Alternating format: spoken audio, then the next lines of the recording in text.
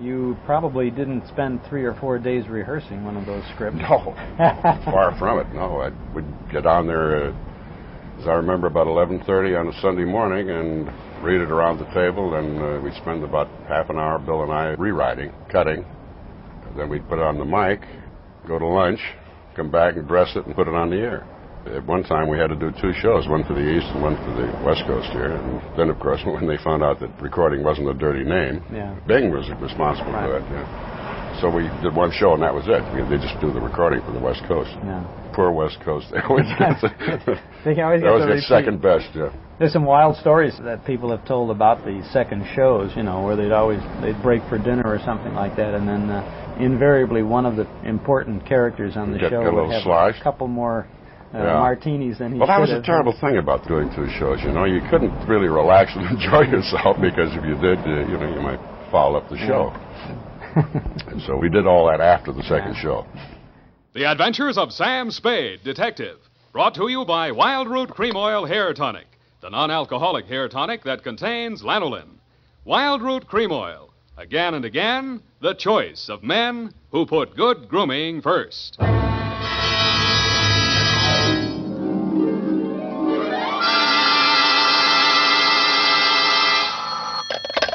Spade Detective Agency. Bernadine, anything wrong? You sound almost human. It's not Bernadine, Sam. It's me, Effie. F! But I'll tell Bernadine about your compliment. How are things? Well, I've made out as best I could. I don't want you to think that I begrudged you a vacation. After all, you have worked hard. You did deserve it.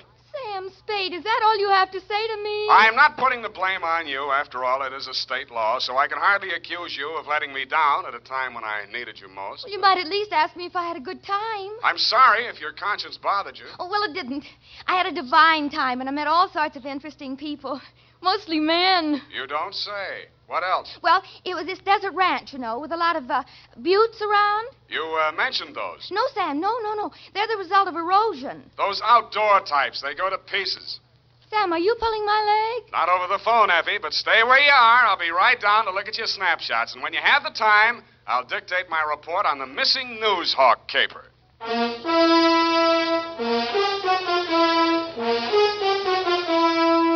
Dashiell Hammett, America's leading detective fiction writer and creator of Sam Spade, the hard-boiled private eye, and William Spear, radio's outstanding producer-director of mystery and crime drama, join their talents to make your hair stand on end with the Adventures of Sam Spade. Presented by the makers of Wild Root Cream Oil for the hair. Wild Root Cream Oil. That's the famous name to remember, men, next time you buy hair tonic. Although Effie Perrine took her last dictation in the spring of 1951, this story has a happy ending. Lurene Tuttle's friendship with Howard Duff lasted the rest of her lifetime, and Duff eventually overcame the Red Scare. As listeners in the years since have collected programs, The Adventures of Sam Spade has continuously been a fan favorite. Men who put good grooming first. And now, with Howard Duff starring as Spade, Wild Root brings to the air the greatest private detective of them all, in The Adventures of Sam Spade.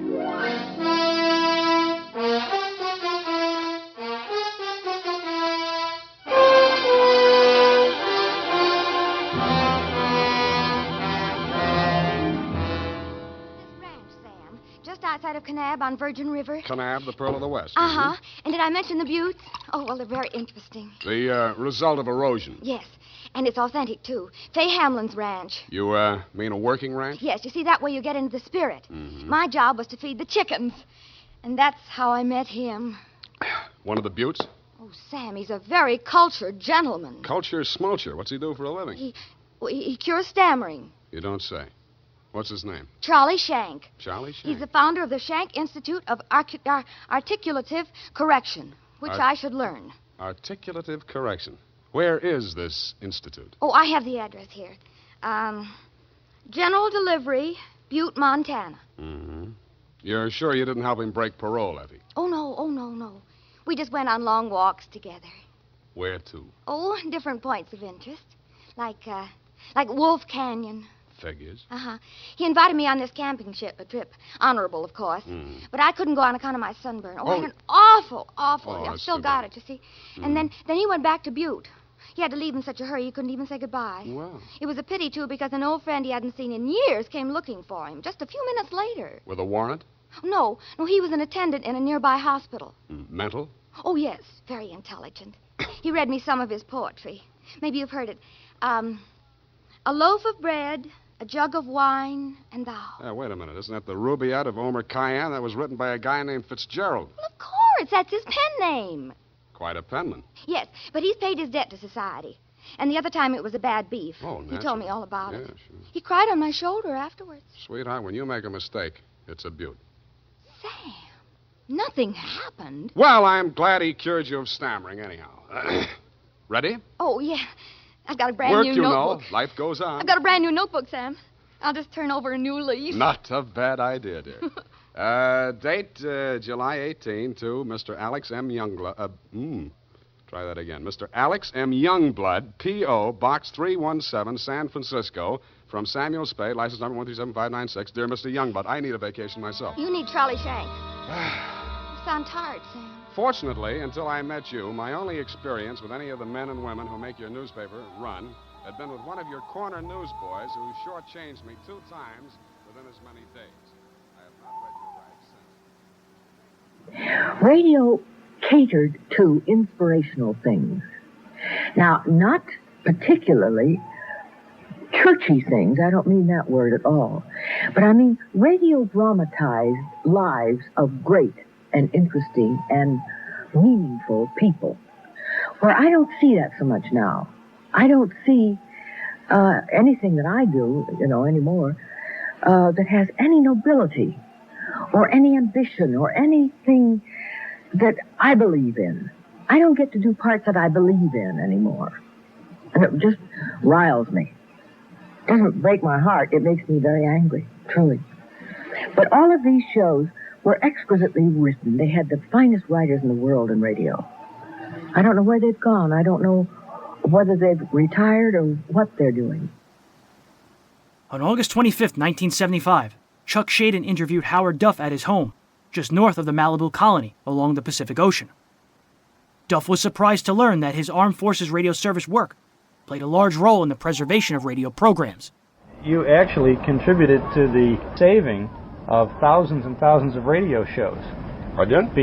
Absolutely, because you see, the networks never preserved the radio shows. I mean, they were all done live. Nobody bothered to record them. All that acetate was destroyed. Right, they went out. AFRS put these things, you edited out the commercials, and you put them on the discs, and then the discs were shipped all over the world. Sure. Long after the war, long after radio really had kind of moved out of the picture as it was, as we knew it in those 30s and 40s, some of these discs were found by GIs who grew up listening to those shows, and they made tapes of them and sent them back home, and if it wouldn't have been for... That's probably the best thing that ever came out of World War II, was the fact that those old radio shows. Yeah, I wasn't really aware of that. Somebody said, "Gee, I heard one of your old shows on the air." And I said, "Well, I don't know where anybody would get a hold of a recording," because I asked CBS at one time if they had it. No, they destroyed them all. Because I don't even have one lousy acetate from all those 5 years. I'll send you a tape. Thank you. If you'd like. I appreciate it. Yeah, somebody did send me a tape. While Howard Duff moved into film and TV, he was also part of the network radio revival in the 1970s, acting in both the Zero Hour and the Sears Radio Theater.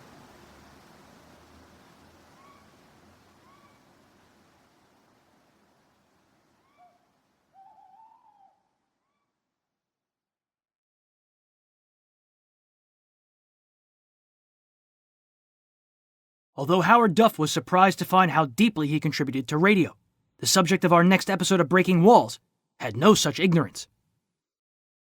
My name was Eunice Quidens. Quidens. But I always hated the Eunice part of it. Then when I got to New York, I worked for Lee Schubert in the first Schubert Ziegfeld Follies that Billy Burt produced after Ziegfeld had died. And Lee Schubert said, "We're going to put your name up on the marquee, and we can't put Quidens on there. It's too long." So that's when I came up with Arden. I was waiting to go in and see him, and he'd kind of given me a deadline on a name. And I was reading a book, and the heroine was Eve.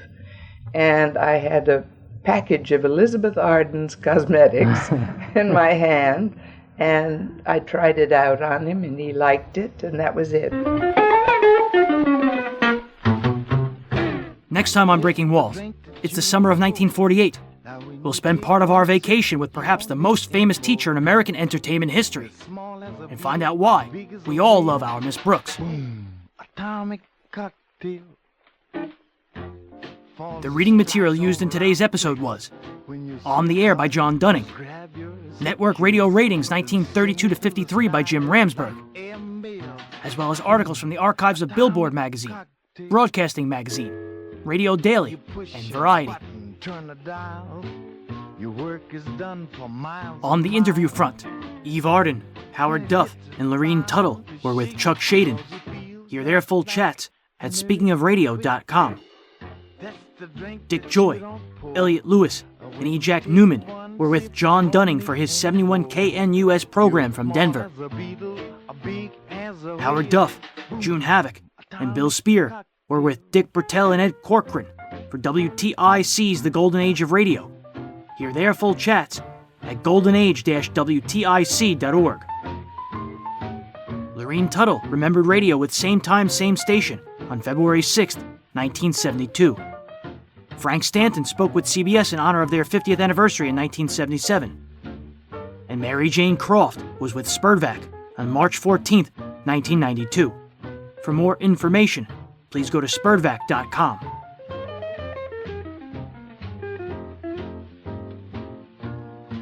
Selected music featured in today's episode was Fever by Peggy Lee, Smoke Gets in Your Eyes by the Mallet Men, Young at Heart by Frank Sinatra, the prologue and main title piece from High Spirits by George Fenton, and Atomic Cocktail by Slim Gaylord.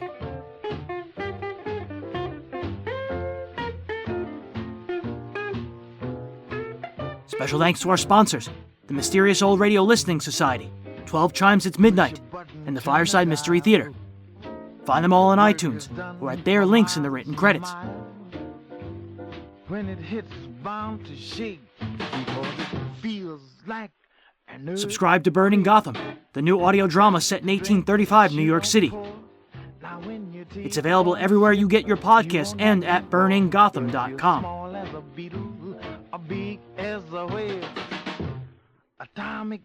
A special thank you to Ted Davenport and Jerry Hainages, two radio show collectors who helped supply material for this episode.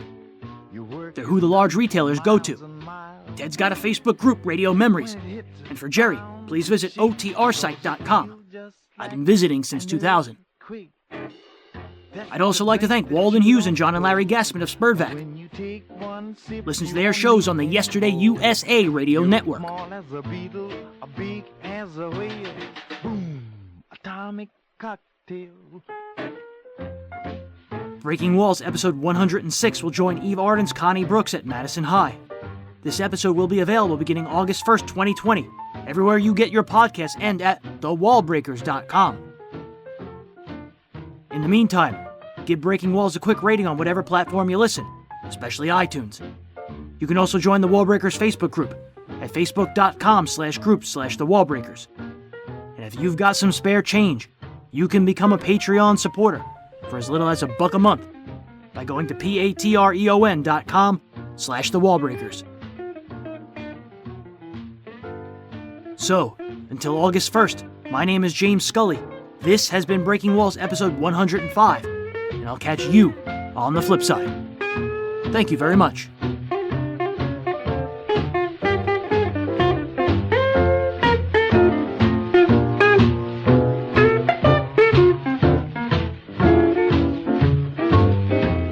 Push a button, turn a dial. Your work is done for miles and miles. When it hits, bound to shake, because it feels like an earthquake. That's the drink that you don't pour. Now when you take one sip, you won't need any more. If you're small as a beetle or big as a whale, atomic cocktail.